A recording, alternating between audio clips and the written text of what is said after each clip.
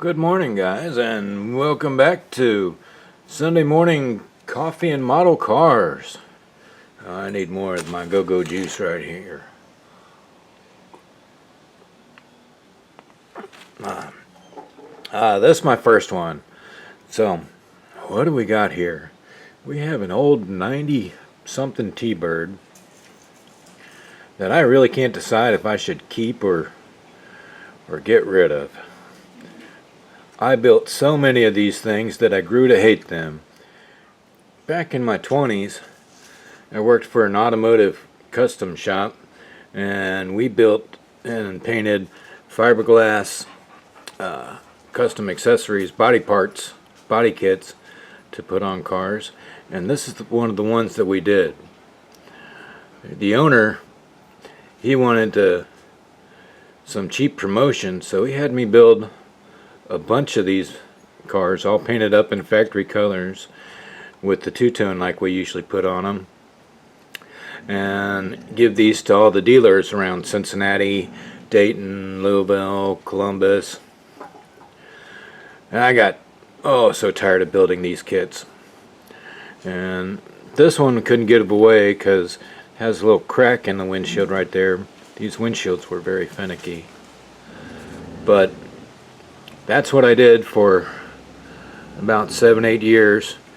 We would design these custom ground effects and spoilers,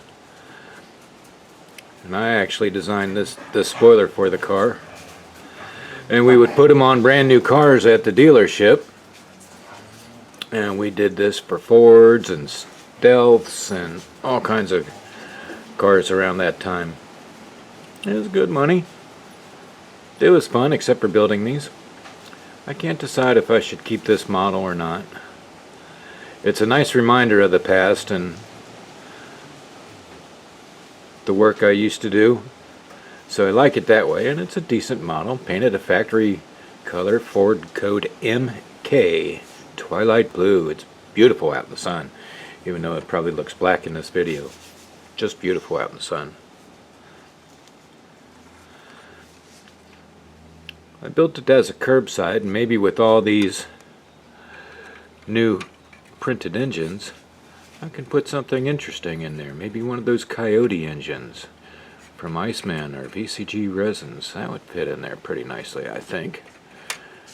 Might give it new life and even more reason to keep it. Need to build one of those Roush Mustangs that we used to do too.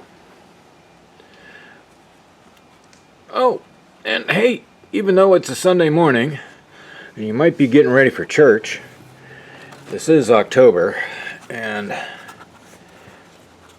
you want to make a interesting homemade Halloween masks from leather, check out my video on how to turn a couple scraps of leather into a fun and spooky Halloween mask.